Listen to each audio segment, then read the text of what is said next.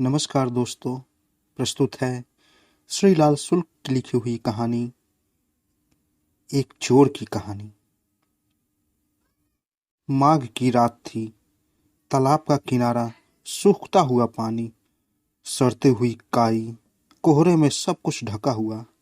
तालाब के किनारे बबूल, नीम, आम और जामुन के कई छोटे बड़े पेड़ों का बाग, सब सर झुकाए खड़े हुए।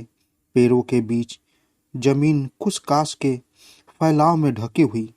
उसके पार गन्ने का खेत, उसका आधा गन्ना कटा हुआ था।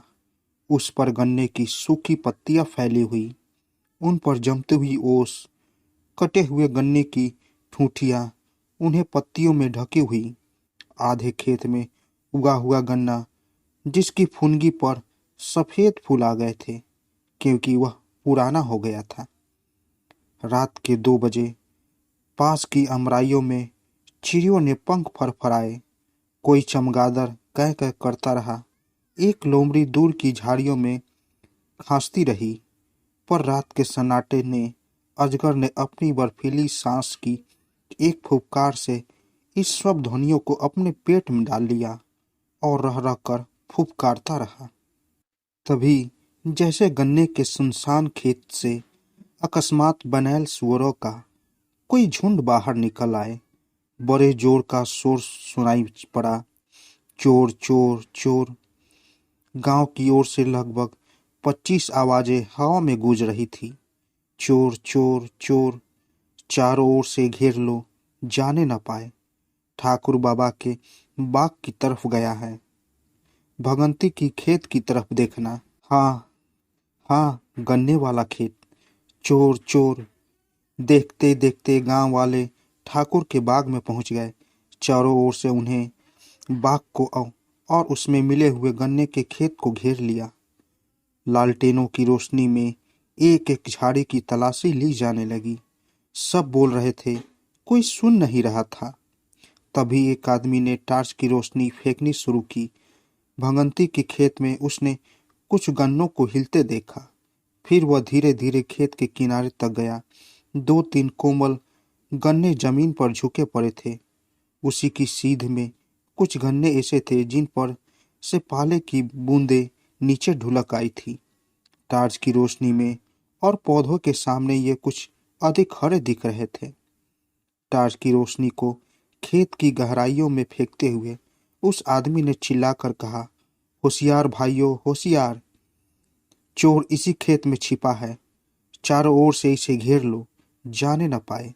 फिर शोर मचा और लोगों ने खेत को चारों ओर से घेर लिया। उस आदमी ने मुंह पर दोनों हाथ लगाकर जोर से कहा, खेत में छिपे रहने से कुछ नहीं होगा, बाहर आ जाओ, नहीं तो गोली मार दी जाएगी। वह बार बार इसी बात को कई प्रकार से आतंक भरी आवाज में कहता रहा। भीड़ में खड़े एक अधबैसु किसान ने अपने पास वाले साथी से कहा, नारायणा है भाई चाई, कलात्मक कमाकार जब से लौटा है बड़ा होशियार हो गया है। उसके साथी ने कहा, बड़े बड़े साहबों से रफ्त जब रखता है, कलकत्ते में इसके ठाठ है। मैं तो देख आया हूँ, लड़का समझदार है। जान कैसे लिया कि चोर खेत में है? तभी किसी ने कहा, यह खोटा खेत से नहीं निकला तो आग लगा दो खेत में, तभी बाहर आएगा। इस प्रस्ताव के समर्थन में कई लोग एक साथ बोलने लगे। किसी ने इसी बीच में दिया सलाई भी निकाल ली।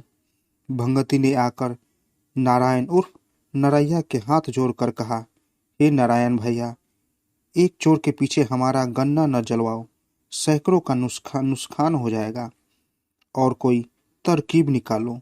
नारायण ने कहा, देखते जाओ भंगती काका, खेत का गंगा जलेगा नहीं, पर यहाँ कहाँ नहीं जाएगा।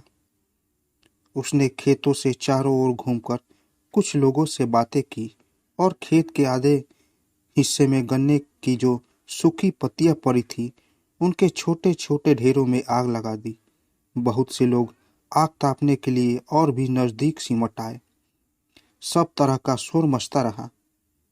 खेत के बीच में गन्ने के कुछ पेड़ हिल। नारायण ने उत्साह से कहा, शाबाश, इसी तरह चले आओ। पास खड़े हुए भंगती ने उससे कहा, चोर आ रहा है, 10-15 आदमियों को इधर बुला लो। चारों ओर से उठने वाली आवाजें शांत हो गई। लोगों ने गर्दन उठा उठाकर खेत के बीच ताकना शुरू कर दिया। चोर के निकलने का पता लोगों को तब चला जब वह नारायण के पास खड़ा हो गया। सहसा चोर को अपने पैरों से लिपटा हुआ देख वह उछलकर पीछे खड़ा हो गया, जैसे सांप छू लिया हो। एक बार फिर शोर मचा, चोर चोर। चोर घुटनों के बल जमीन पर गिर पड़ा। न जाने आसपास के खड़े लोगों को क्या हुआ कि 3-4 आदमी उछलकर चोर के पास गए और उसे लात मुक्कों से मारना शुरू कर दिया। पर उसे ज्यादा मार नहीं खानी पड़ी। मारने वालों के साथ ही नारायण भी उसके पास पहुंच गया। उसको इधर उधर ढकेल कर वह चोर के पास खड़ा हो गया और बोला, भाई लोगों, यह बात बेजा है। हमने वादा किया है कि मारपीट नहीं होगी। यह शरणागत है, इसे मारा न जाए। एक बुढ़े ने दूर से कहा, चुट्टे को मारा न जाए तो क्या पूजा जाए? पर नारायण ने कहा, अब चाहे जो हो, इसे पुलिस के हाथों में देकर अपना काम पूरा हो जाएगा। मारपीट से कोई मतलब नहीं। लोग चारों ओर से चोर के पास सिमट आए थे। नारायण ने टार्च की रोशनी उस पर फेंकते हुए पूछा, केव जी, माल कहाँ है? पर उसकी निगाह चोर के शरीर पर अटकी रही। चोर लगभग 5 फुट ऊंचा दुबला पतला आदमी था।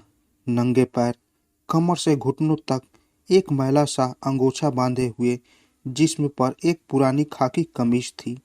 कानों पर एक मटमैले कपड़े का टुकड़ा बंधा हुआ था। उम्र लगभग 50 साल की होगी। दाढ़ी बढ़ रही थी, बाल सफेद हो चले थे, जाड़े के मारे काँप रहा था और दांत बज रहे थे। उसका मुंह चौकोर सा था, आंखों के पास झुर्रियां पड़ी थी, दांत मजबूत थे। मुंह को वह कुछ इस प्रकार खोले हुए था कि लगता था कि मुस्कुरा रहा है। उसे कुछ जवाब न देते देख कुछ लोग उसे फिर मारने को बढ़े, पर नारायण ने उन्हें रोक लिया। उसने अपना सवाल दोहराया, माल कहाँ है? लगा कि उसके चेहरे की मुस्कान बढ़ गई है। उसने हाथ जोड़कर खेत की ओर इशारा किया। इस बार नारायण को गुस्सा आ गया।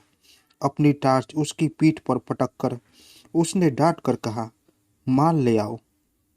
2 आदमी लालटेन लिए हुए चोर के साथ खेत के अंदर घुसे। पाले और ईंट की नुकीली पत्तियों की चोट पर बार बार वे चोर को गाली देते रहे। थोड़ी देर बाद जब वे बाहर आए तो चोर के हाथ में एक मटमैली पोटली थी। पोटली लाकर उसने नारायण के पैरों के पास रख दी। नारायण ने कहा, खोलो इसे, क्या क्या चुराया रखा है? उसने धीरे धीरे थके हाथों से पोटली खोली। उसमें एक पुरानी गीली धोती, लगभग 2 सेर चने और एक पीतल का लोटा था। भीड़ में एक आदमी ने सामने आकर चोर की पीठ पर लात मारी, कुछ गालियां दी और कहा, यह सब मेरा माल है। लोग चारों ओर से चोर के ऊपर झुक आए थे। वह नारायण के पैरों के पास चने लोटे और धोती को लिए सिर झुकाए बैठा था। सर्दी के मारे उसके दांत किटकिटा रहे थे और हाथ हिल रहे थे। नारायण ने कहा, उसे इसी धोती में बांध लो और थाने ले चलो। 2-3 लोगों ने चोर की कमर में धोती बांध ली और उसका दूसरा सिरा पकड़कर चलने को तैयार हो गए। चोर के खड़े होते ही किसी ने उसके मुंह पर तमाचा मारा और गालियां देते हुए कहा, अपना पता बता वरना जान ले जाएगी। चोर जमीन पर सर लटका कर बैठ गया, कुछ नहीं बोला। तब नारायण ने कहा, क्यों इसके पीछे पड़े हो भाइयों? चोर भी आदमी ही है, इसे थाने लिए चलते हैं, वहां सब कुछ बता देगा। किसी ने पीछे से कहा, चोर चोर मौसेरे भाई। नारायण ने घूम कर कहा, केव जी, मैं भी चोर हूं, यह किसकी सामत आई? 2-1 लोग हंसने लगे। बात आई गई हो गई। वे गांव के पास आ गए। तब रात के 4 बज रहे थे। चोर की कमर धोती से बांधकर उसका एक छोर पकड़कर दीना चौकीदार थाने चला। साथ में नारायण और गांव के 2 और आदमी भी चले। चारों में पहले वाला बुढ़ा किसान रास्ता काटने के लिए कहानियां सुनाता जा रहा था। तो युधिष्ठिर ने कहा कि बामन ने हमारे राज में सोने की थाली चुराई है, उसे क्या दंड दिया जाए। तो विदुर बोले कि महाराज, बामन को दंड नहीं दिया जाता। जो राजा बोले कि उसने चोरी की है तो दंड तो देना ही पड़ेगा। तब विदुर ने कहा कि महाराज, इसे राजा बलि के पास इंसाफ के लिए भेज दो। जब राजा बलि ने बामन को देखा तो उसे आसन पर बैठलाया। चौकीदार ने बात काट कर कहा, चोर को आसन पर बैठाया, यह कैसे। बुढ़ा बोला, क्या चोर क्या साह, आदमी आदमी की बात। राजा ने उसे आसन दिया और पूरा हाल चाल पूछा। पूछा कि आपने चोरी क्यों की। तो बामन बोला कि चोरी पेट की खातिर की। चौकीदार ने पूछा, तब तब क्या। बुढ़ा बोला, राजा बलि ने कहा कि राजा युधिष्ठिर को चाहिए कि वे खुद दंड ले, वामन को दंड नहीं होगा। जिस राजा के राज में पेट की खातिर चोरी करनी पड़े वह राजा 2 कौड़ी का है, उसे दंड मिलना चाहिए। राजा बलि ने उठकर चौकीदार जी खोल कर हंसा। बोला, वाह रे वाह, क्या इंसाफ बताया है राजा बलि का। राजा विक्रमाजीत को मात कर दिया। वे हंसते हुए चलते रहे। चोर भी अपनी पोटली को दबाए पंजों के बल उचकता सा आगे बढ़ता गया। पूरब की ओर घने काले बादलों के बीच से रोशनी का कुछ आभास फूटा। चौकीदार ने धोती का छोर नारायण को देते हुए कहा, तुम लोग यहीं महुए के नीचे रुक जाओ, मैं दिशा मैदान से फायरिंग हो लूं। साथ के दोनों आदमी बोल उठे। बूढ़े ने कहा, ठीक तो है नारायण भैया, यहीं तुम इसे पकड़े बैठे रहो, हम लोग भी निपट आवे। वे चले गए। नारायण थोड़ी देर चोर के साथ महुए के नीचे बैठा रहा। फिर अचानक बोला, क्यों जी, मुझे पहचानते हो। दया के भीख सी मांगते हुए चोर ने उसकी ओर देखा। कुछ कहा नहीं। नारायण ने फिर धीरे से कहा, हम सचमुच मौसेरे भाई हैं। इस बार चोर ने नारायण की ओर देखा, देखता रहा, पर इस सूचना पर नारायण जिस आश्चर्य भरी निगाह की उम्मीद कर रहा था वह उसे नहीं मिली। बढ़ी हुई दाढ़ी वाला एक दुबला पतला चौकोर चेहरा उससे दया की भीख मांग रहा था। नारायण ने धीरे से रुक रुक कर कहा, कलकत्ते के शाह मकसूद का नाम सुना है, उन्हीं के गोल का हूँ। जैसे किसी को किसी अनजाने जाल में फंसाया जा रहा हो। चोर ने उसी तरह विधी हुई निगाह से उसे फिर देखा। नारायण ने फिर कहा, कलकत्ते के बड़े बड़े सेठ मेरे नाम से थर्राते हैं। मेरी शक्ल देखकर तिजोरियों के ताले खुल जाते हैं, रोशनदान टूट जाते हैं। वह कुछ और कहता, लगातार बात करने का लालच उसकी रग रग में समा गया था। अपनी तारीफ में वह बहुत कुछ कहता, पर चोर की आंखों में न आनंद झलका, न स्नेह दिखाई दिया, न उसकी आंखों में प्रशंसा की किरण फूटी, न उसमें आतंक की छाया पड़ी। वह चुपचाप नारायण की ओर देखता रहा। सहसा नारायण ने गुस्से में भरकर उसकी देह को बड़े जोर से झकझोरा और जल्दी जल्दी कहना शुरू किया, सुन बे, चोरों की बेइज्जती न करा। चोरी ही करनी है तो आदमियों जैसी चोरी कर, कुत्ते बिल्ली बंदरों की तरह रोटी का एक एक टुकड़ा मत चुरा। सुन रहा है बे। मालूम पड़ा कि वह सुन रहा है। उसकी चेहरे पर हैरानी का उतार चढ़ाव दिखने लगा। नारायण ने कहा, यह शेर आधा शेर चने और यह लोटा चुराते हुए तुम्हें शर्म भी नहीं आई। यही करना है तो कलकत्ते क्यों नहीं जाता। न जाने क्यों चोर की आंखों में आंसू बह रहे थे। उसके होठ इतना फैल गए थे कि लग रहा था वह हंस पड़ेगा, पर आंसू बहते ही जा रहे थे। वह अपने पेट पर दोनों हाथों से मुक्के मारने लगा। आंसुओं का वेग और बढ़ गया। नारायण ने बात करनी बंद कर दी। कुछ देर रुककर कहा, भाग जाओ, कोई कुछ न कहेगा। जब तू दूर निकल जाएगा तभी मैं शोर मचाऊंगा। जब इस पर भी चोर ने कुछ जवाब न दिया तो उसे आश्चर्य हुआ। फिर कुछ रुककर उसने कहा, बारह है बे। फिर भी चोर ने कुछ नहीं कहा। नारायण ने उसे बांधने वाली धोती का एक छोर उसकी ओर फेंका, उसे ढकेल कर दूर किया और हाथ से उसे भगा जाने का इशारा किया, पर चोर भागा नहीं। थका सा जमीन पर औधे मुंह पड़ा रहा।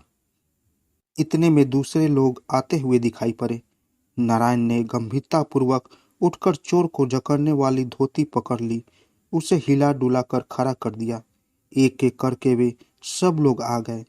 सवेरा होते होते वे थाने पहुंच गए। थाना मुंशी ने देखते ही कहा, सवेरे सवेरे किसका मुंह देखा? पर मुंह देखते ही वह फिर बोला, अजब जानवर है, चेहरा तो देखो, लगता है हंस पड़ेगा। दिन के उजाले में सबने देखा कि उसका चेहरा सचमुच ऐसा ही है। छोटी छोटी सूजी हुई आंखें और बढ़ी हुई दाढ़ी के बावजूद चौकोर चेहरे में फैला हुआ मुंह लगता था हंसने ही वाला है। थाना मुंशी ने पूछा, क्या नाम है? चोर ने पहले की तरह हाथ जोड़ दिए। तब उसने उसके मुंह पर दो तमाचे मारकर अपना सवाल दोहराया। चोर का मुंह कुछ और फैल गया। उसने दो चार तमाचे फिर मारे। इस बार उसकी चीख से सब चौंक पड़े। मुंह जितना फैल सकता था उतना फैलाकर चोर बड़ी जोर से रोया। लगा कोई सियार अकेले में चांद की ओर देखकर बड़ी जोर से चीख उठा हो। मुंशी ने उदासीन भाव से पूछा, माल कहाँ है?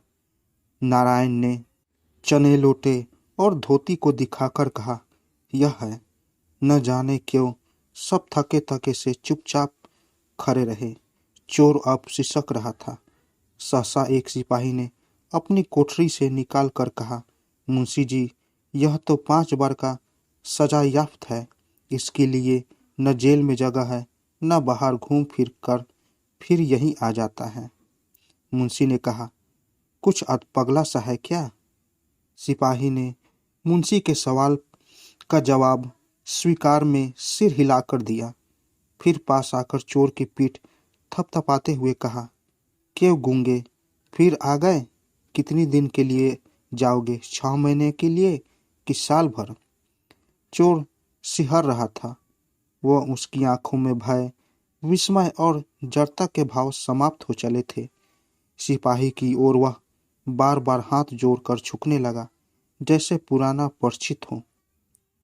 चौकीदार ने सात के बुढ़े को कोहनी से हिलाकर कहा, साल भर को जा रहा है, समझ गए बली महाराज? पर कोई भी नहीं हंसा। तो दोस्तों, कैसी लगी कहानी?